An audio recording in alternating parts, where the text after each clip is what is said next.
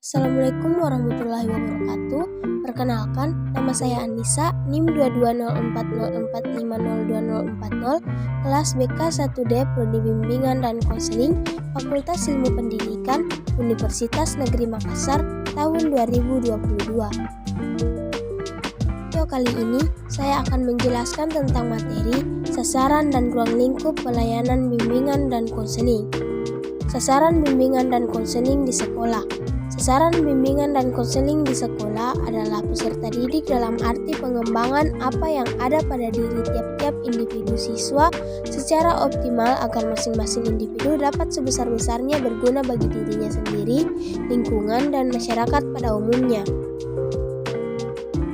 Sasaran umum bimbingan konseling. Secara umum, bimbingan konseling ialah pribadi per pribadi peserta didik, yakni setiap peserta didik ditolong, ditemukan, dan dikembangkan potensinya secara optimal atau ditolong dan diatasi masalahnya. Sasaran khusus bimbingan konseling. Secara khusus, bimbingan konseling adalah sebagai berikut. A. Pengungkapan, pengenalan, dan penerimaan diri. Hal-hal yang perlu diungkap dari peserta didik antara lain data diri dan keluarga, agar yang bersangkutan bisa lebih mengenali diri dan keluarganya sehingga bisa menerima diri sendiri apa adanya. B. Pengenalan lingkungan. Peserta didik perlu ditolong untuk mengenali lingkungan dalam diri sendiri atau insider dan lingkungan luar sekolah sendiri atau outsider yang meliputi organik, anorganik, dan supranatural. C. Pengambilan keputusan. Peserta didik perlu ditolong untuk setiap saat mengambil keputusan terhadap segala hal yang akan dilakukannya sesuai keadaan diri dan lingkungannya. D. Pengarahan diri. Peserta didik perlu didorong untuk mengarahkan dirinya terhadap apa yang telah menjadi keputusannya. E. Aktualisasi diri atau perwujudan diri. Pada akhirnya, peserta didik bisa mengaktualisasikan dirinya dalam performanya yang sehat secara fisik, psikis, dan sosial serta agama dalam kehidupan sehari-harinya. Ruang lingkup pelayanan bimbingan konseling. 1. Pelayanan bimbingan dan konseling di sekolah. Sekolah merupakan lembaga formal yang secara khusus dibentuk untuk menyelenggarakan pendidikan warga masyarakat. Dalam kelembagaan sekolah terdapat sejumlah bidang kegiatan dan bidang pelayanan bimbingan dan konseling yang mempunyai kedudukan dan peranan yang khusus, yaitu keterkaitan pelayanan antar bidang pelayanan bimbingan dan konseling dan bidang-bidang lainnya. Tanggung jawab konselor sekolah, tanggung jawab kepada orang tua, tanggung jawab kepada sejawat, tanggung jawab kepada sekolah dan masyarakat, tanggung jawab kepada diri sendiri, dan tanggung jawab kepada profesi. 2. Pelayanan bimbingan dan konseling di luar sekolah. Warga masyarakat yang memerlukan pelayanan bimbingan dan konseling ternyata tidak hanya mereka yang bersedia di lingkungan sekolah atau pendidikan formal saja. Warga masyarakat di luar sekolah pun banyak yang mengalami masalah yang perlu dientaskan dan kalau mungkin timbullah masalah-masalah itu justru dapat dicegah.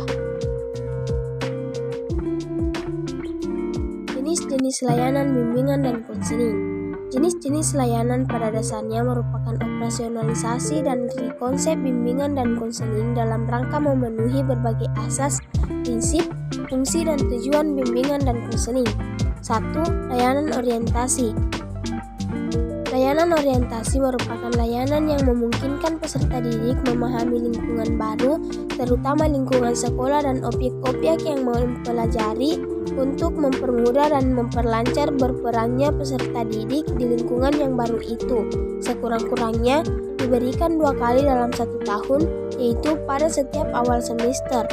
2. Layanan informasi.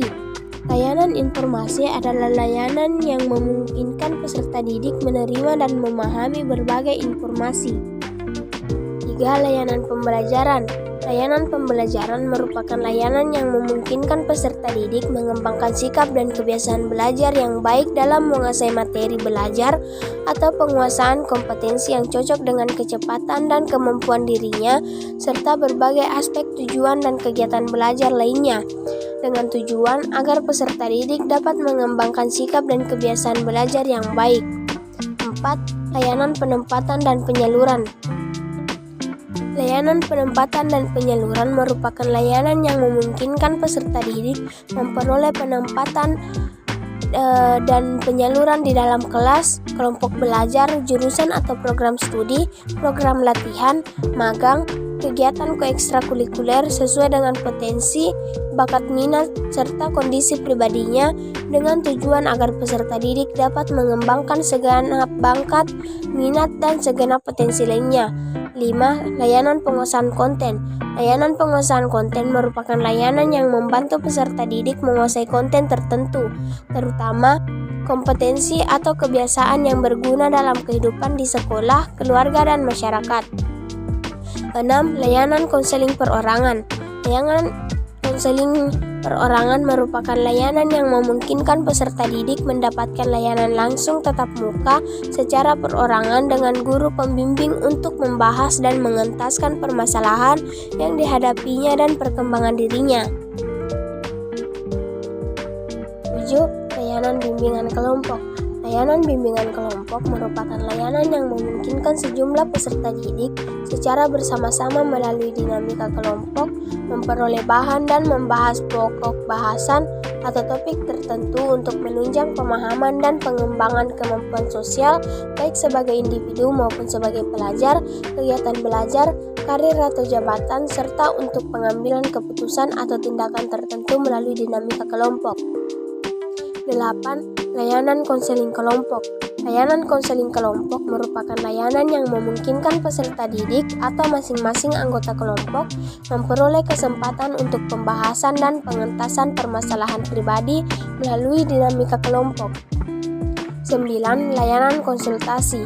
Layanan konsultasi merupakan layanan yang membantu peserta didik atau pihak lain dalam memperoleh wawasan, pemahaman, dan cara-cara yang perlu dilaksanakan dalam menangani kondisi dan masalah peserta didik. 10. Layanan mediasi. Layanan mediasi merupakan layanan yang membantu peserta didik menyelesaikan permasalahan ataupun perselisihan dan memperbaiki hubungan antar peserta didik dengan konselor sebagai mediator. Sekian video penjelasan dari saya. Jika ada kesalahan kata mohon dimaafkan. Wabillahi taufiq wal hidayah. Wassalamualaikum warahmatullahi wabarakatuh.